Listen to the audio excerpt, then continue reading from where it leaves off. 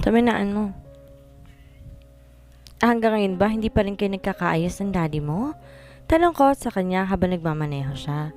Pauwi na kami galing dinner at si Annie susunod na lang daw kasi may kailangan pa ayusin sa opisina niya. You've never been good ever since, alam mo yan. Bakit pa di kayo magkasundo? Alam mo ang dahilan.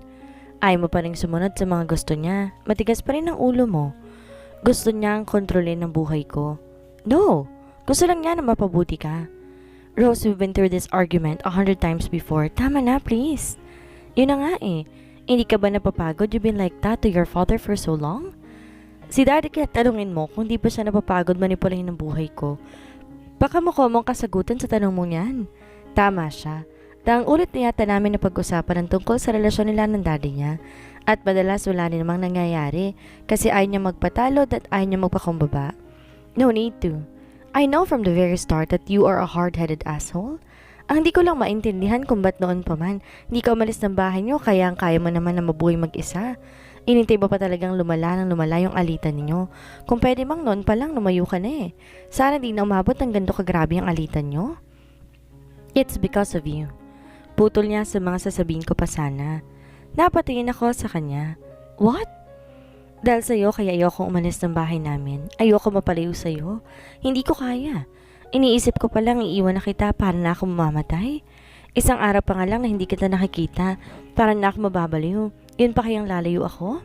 Spell shock. Capital M-E. Di ako nakapagsalita. Alam mo dyan ako inis na inis sa'yo. Napaka-engot at manhid mo. Anong sabi mo? Galit na sabi ko. Oo nga, matalino ka sa school pero pagdating sa akin, napaka-engot at manhid mo, kahit noon pa. I asked you to trust me but you never did. Galit ba siya? Talaga lang siya pa may gana magalit. Really, Jessie? Ako pa talaga yung engot at manhid, aba. Ikaw nga tong halos ipagsiksikan ko na sa yung sarili ko, pero hindi mo ako pinapansin tapos ngayon, ikaw tong habol ng habol sa akin? Talagang hahabulin kita kahit sa impyerno ka pa magpunta kasi akin ka. Pinakasal na nga kita kasi hindi ka pwedeng mawala sa akin. Hindi ka pwedeng makuha ng iba. Bata ka palang inaalagaan na kita, binantayan. Tapos pakakawalan lang kita ng ganon-ganon na lang. Ano ka? Sinuswerte? Bigla ako nahilo sa mga pinagsasabi niya. Itabi mo ang sasakyan. Utos ko sa kanya. At bakit? Nahihilo ko sa mga pinagsasabi mo eh. Naguguluhan ako sa'yo. Napahilot ako sa aking sentido. Sinunod niya naman ang sinabi ko. Tinabi niya ang sasakyan at tumarap siya sa akin. Ikaw magulo. 5 years ago, sinabi mong mahal mo ko tapos ngayon, sasabihin mo layuan na kita, nahiyaan na kita? Inaanap ko pa rin siya. Oo, kasi 5 years ago, sinabi mo mismo sa harap ko na bakla ka at may mahal kang iba. Halos lumabas ng litid sa leeg ko. Oo, sinabi ko ang bakla ako pero sinabi ko lang yon para wag na ipagpilitan pa ni Dad na ikasal ako doon sa babaeng pinili niya para sa akin. And one more thing, i-rephrase ko lang yung sinabi mo ha. Wala akong sinabing may mahal na akong iba. Ang sabi ko may mahal na ako. Wala akong sinabing iba. Whatever, yun na rin yun. May mahal kang iba? Hindi, kasi walang iba. Nabingi ako sa sinabi niya. Wala raw iba. Ako ba talaga yung pinagloloko niya? Stop it, Richard. Hindi ka na nakakatuwa. Nangihinang sabi ko. Sobrang lakas ng kabog ng dibdib ko. No!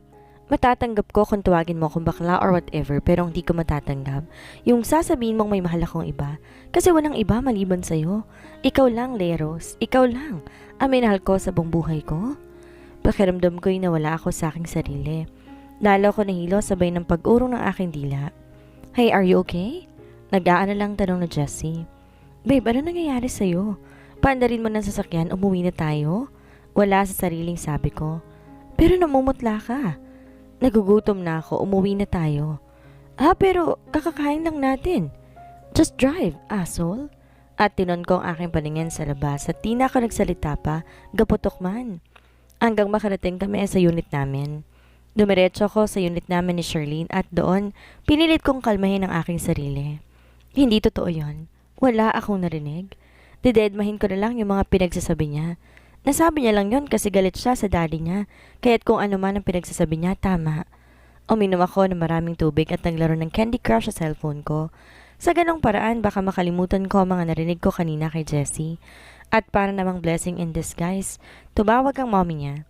Marami kami na pag-usapan kaya tuluyang nawala sa isip ko na pag-usapan namin ni Jessie at napalitan iyon na napag-usapan namin ng mommy niya. Nung magkausap kami ni Mommy Rachel, marami siyang nakwento sa akin at isa na ron ang tungkol sa problema niya nga sa kanyang ama. Kapwa nagmamatigas ang dalawa. Si Tito JC bilang ama na iintindihan ko, kung siya ang una magpakumbaba. Si Jessie ang anak tama lang na siya magpakumbaba but having an ego is as big as himself, alam ko, di niya gagawin yon.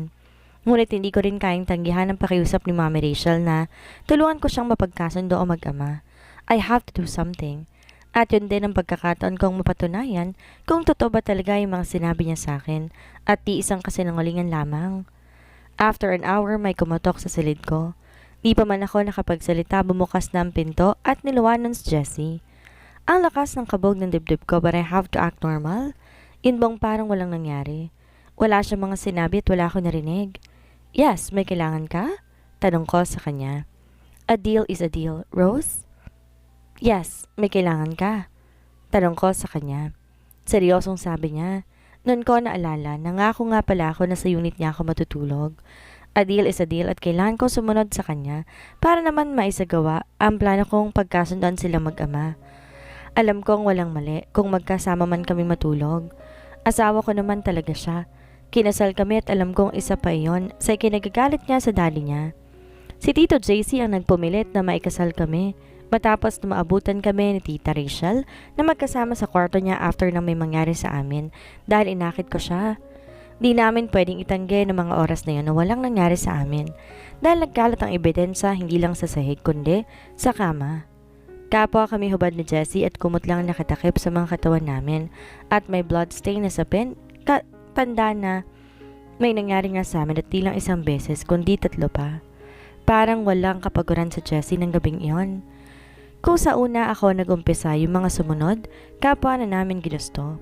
Richard, hindi ba inalok mo akong tumira kasama mo? Tanong ko sa kanya na nasa loob na kami ng unit niya. Yes, and the offer is still valid just in case magbagong isip mo? At ngumiti siya sabay kindat. Kumabog na mabilis ang dibdib ko. Sige, papayag ako pero may kondisyon. Kinakabahan ako dyan sa kondisyon na yan Pero sige, kung yun lang ba ang paraan para makasama kong asawa ko, why not? Fire away? Sweetheart? Sa bahay niyo tayo titira, kasama ng parents mo. No way! Mabilis na sagot niya. Hindi pa tapos, huwag mo na mag-react. Isa pang kondisyon iti-take over mong kumpanya ng daddy mo. At bilang kapalit, hindi lang tayo titira sa isang bahay. Nagsasama pa tayo bilang mag-asawa. Bigla siyang napatingin sa akin. Tiningnan niya rin ako mula ulo hanggang paa. Seryoso ka? Tumango ako. So, ibig sabihin pwede tayong, alam mo na, intimate in public and private? At may sumilay na pilyong ngiti sa kanyang labi. Pwede. Kinakabang sagot ko. Yung totoo, hindi naman talaga ako sigurado sa desisyon kong yon. Yun na lang kasi ang alam kong paraan para muling magkalapit na mag-ama. Niyakap niya ako, tinalikan sa noo. I know that you are having a hidden agenda behind, but if that's the only way with you, so be it. Gumanti ako ng yakap sa kanya. Matagal kami nagyakap nang walang sinasabi nang biglang bumukas ang pinto. It's Annie. Oops, sorry. Nakaka-istorbo ba ako? Get lost, Annie. Singhal sa kanya ni Jessie na nakayakap pa rin sa akin. Tumawa ng malakas ang best friend ko. Sorry bro, pero mahaba-haba ang panahon na kailangan namin bawiin ng best friend ko, kaya tiis-tiis muna please. Marahan ko siyang siniko. Okay, fine. Tawagan mo si Jason. At bakit? Nakataas ang kilay na tanong ni Annie. I need a chief and tell him to bring some wine. Gusto ko mag-celebrate ngayon. Nakangiti ang sabi ni Jessie. I like that. Sige, tawagan ko lang siya. Tawagan ko lang din si Charlene para magkakilala sila ni Annie. Sabi ko. Hinalikan niya muna ulit ako sa ulo bago niya ako pinakawalan. With the help of Jason, na boyfriend pala ni Annie at isang chef na nagmamayari ng Jace, ang sikat at sosyal na fine dining restaurant, ay nagkaroon kami ng masaganang hapunan. Agad namang nagkapalagayang loob sina Annie at Charlene. While we're having dinner, may nagdoorbell. Tumayo si Jessie para buksan ang pinto. Pagbalik niya, nagkatawanan kami dahil sa joke ni Jason. Guys, may dumating akong bisita. Okay lang ba kung imbitahan ko siyang sumalo sa atin? Tila kinakabang sa amin ito. Tumingin siya sa akin at tila nakikiusap. Pilit kong sinilip ko sinong nasa likuran niya. It's Dexter. Para kong binuhusan ng malamig na tubig pagkakita ko sa kanya at bigla bumalik sa alaala kong nangyari ng gabing yon pagkatapos ng kasal namin. Nag-iba ang ritmo ng aking paghinga. Kinuha kong baso ng tubig na nasa harapan ko at agad ininom iyon. Nang ibaba akong baso saka ko lang napansin na nanginginig na pala ang kamay ko. Nakita ko ang biglang pagka-alarma ni Jessie. Mabilis siyang lumapit sa akin. "Babes?" Sabi niya at agad akong niyakap. Marin kong piligit ang aking mga mata bago ko siya itinulak. Tumayo ako at marahas na humakbang papunta sa pintuan. Alam ko nakatingin sa akin lahat at si Jessie. Alam kong di niya maintindihan ang nangyayari. "Leia, I'm sorry," sabi ni Dexter. Natahimik ang lahat at napunta sa amin ang tingin ng lahat. "I'm sorry." Ulit niya pa sa mas mahinang boses pero sapat para marinig ng lahat. Humakbang siya papalapit sa akin. Tinignan ko siya na masama. Humakbang din papalapit sa amin na nagugulong sa Jessie. "What's going on?" Tanong niya habang nagpalipat-lipat ng tingin sa amin. Umiling ako. Bago pa pumatak ang mga luha ko, tumalikod na ako. "Leia, hear me out first, please," sabi ni Dexter. Binuksan ko ang pinto at tuluyan na ako lumabas. Tinungo ko ang pinto katapat ng unit at binuksan yon pero bago pa yun maisara ulit, naiharang na ni Dexter ang katawan niya. "Leia, please let me explain," pakiusap niya. "Ang ganda naman ng timing mo. Ngayon pa talaga?" Naruluhang sabi ko. "Sorry, hindi ko naman kasi alam na okay na pala kayo ni Jessie." "We are not yet okay," mariing sabi ko. "Sinusubukan pa lang namin na maging okay, lalo na ako. Ngayon ko palang nakukumbinsi ang sarili ko tapos bigla ka nilang susulpot. Para ano? Para ipaalala sa akin ang kababuyan nyo na pinipili kong kalimutan?" Tuluyang pumatak ang mga luha sa aking mga mata. "It is not what you think it is, Leia. It's just a prank. I don't know what's got into me that night. Basta na makita kita. Gulat na gulat sa nakita mo, bigla na lang may pumasok na kalokohan sa utak ko. Sinaktan ko yung maling iniisip mo. Hindi ko naman kasi alam na saseryosohin mo yun eh. Hindi ako makapaniwala sa narinig ko." "Anong sinabi mo?" Galit na tanong ko sa kanya. "It's just a prank," sabi ulit niya. Biglang sumiklab ang galit ko. Hindi ko na napigilan pa ang sarili ko at malakas ko siyang sinampal. "Sinasabi mo ba na yung nakita ko pareho kayo nakaubad ni Jessie at nakalohod ka sa harap ng mukha niya, biro lang yon?" Nanggagaliiting sabi ko. "What is that again? You did what?" Nanguusig na tanong ni Jessie na nakatayo sa tapat na nakabukas sa pinto. Matalim ang tingin niya kay Dexter. "I'm sorry bro. Pare-pareho lamang tayong lasing at naka-drugs nun. Hindi ko na rin alam ang ginagawa ko.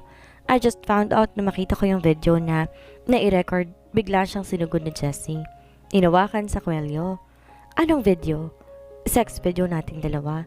Pero trip-trip lang naman yun eh, para sa akin yung drama mo na bakla ka. We just did that to tease you. Kaya lang dumating bigla si Leia at nakita niya yung part na hindi niya naman dapat makita." "Sex video?" Naguguluhang tanong ni Jessie na nakatingin na sa akin.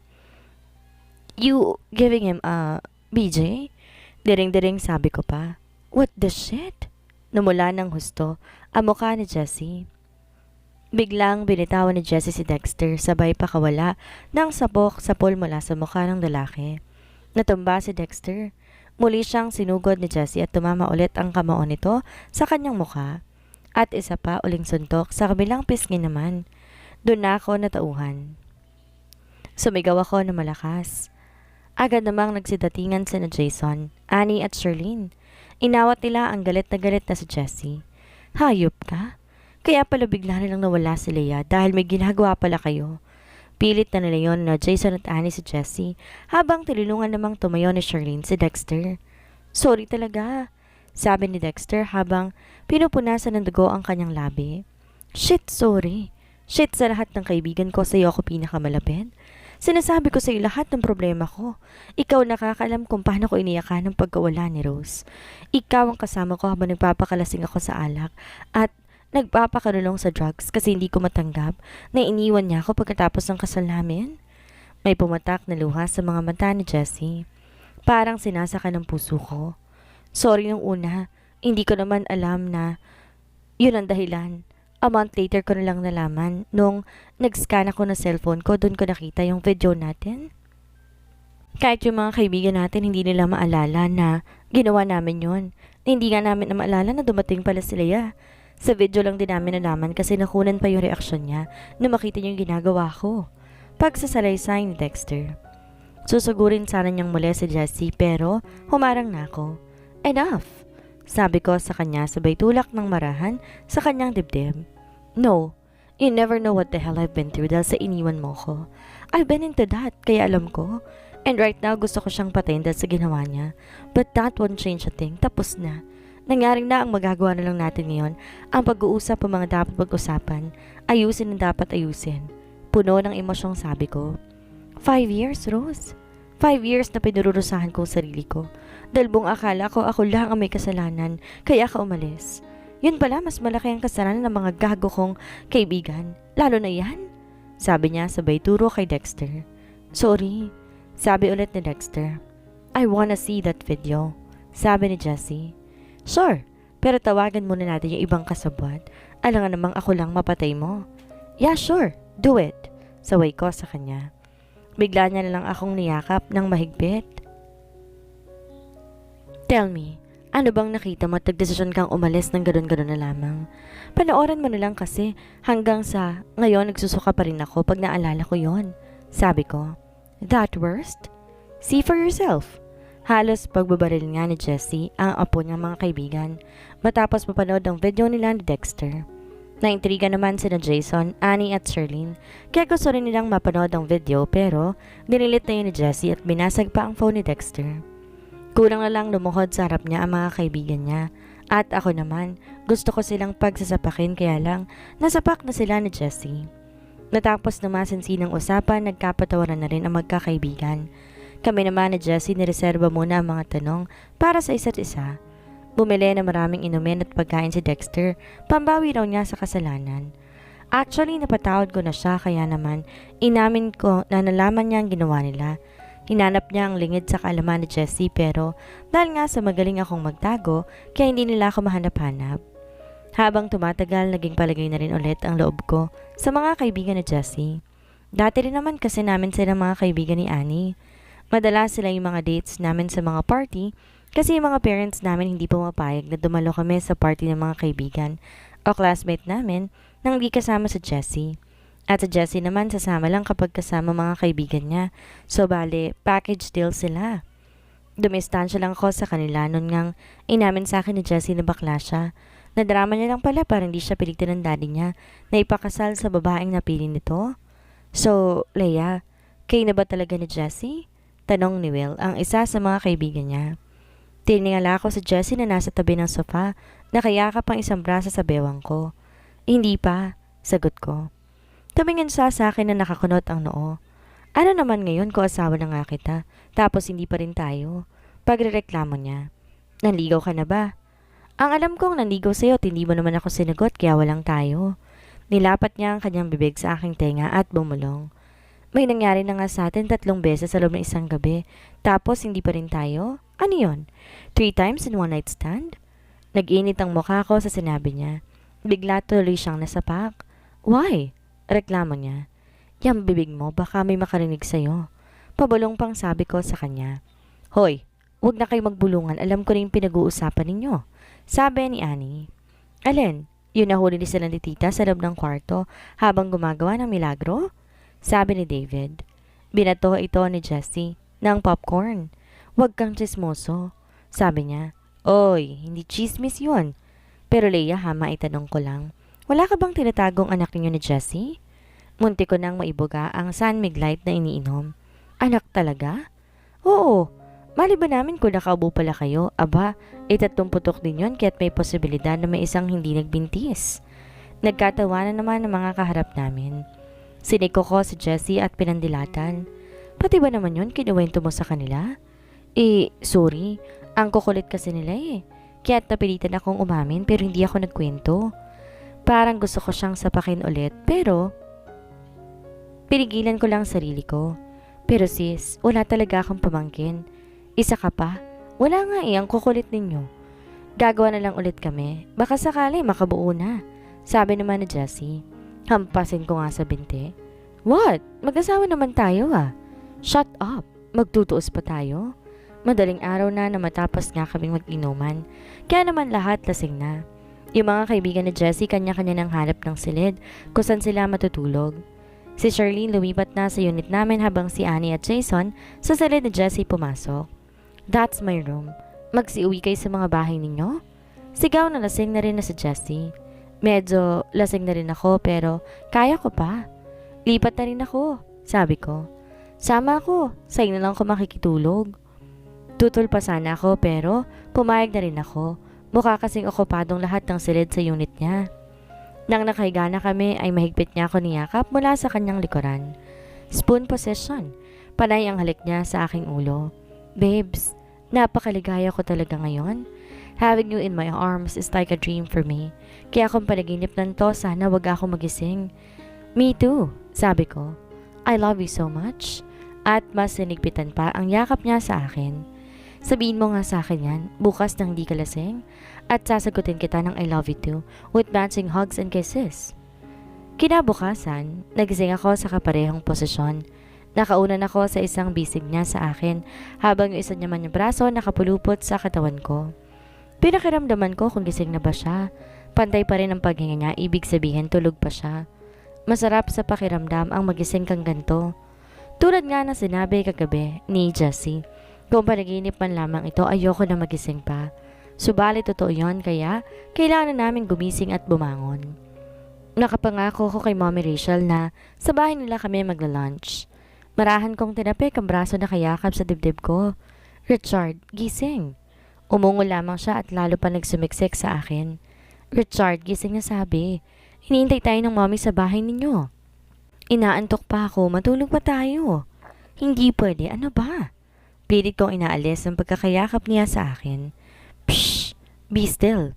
May ginigising bang hindi dapat magising? Natigil sa gitna ang aking paghinga. Then I feel it just below my navel. Richard! Impit na tili ko pa. Ano? Patay mali siyang sabi niya. Umayos ka. Anong ayos ang gusto mo? Ipapasok ko ba o ilalabas? Malakas ko siyang siniko. Ouch! Nananakit ka na naman. Bitaw na kasi. Bumitaw naman siya mula sa pagkakayakap sa akin. Akala ko tuloy na siyang babangon pero hindi pala dahil dinaganan niya ako sabay dampi ng halik sa lips ko. I love you, sabi niya. Then I remembered my promise. Pinulupot ko ang aking dalawang kamay sa kanyang leeg at hinalikan ko rin siya. I love you too. Nanlaki ang mata ni Jessie. Mukha na buhay pati kaluluwa niya. Say that again, sabi niya. Ayaw.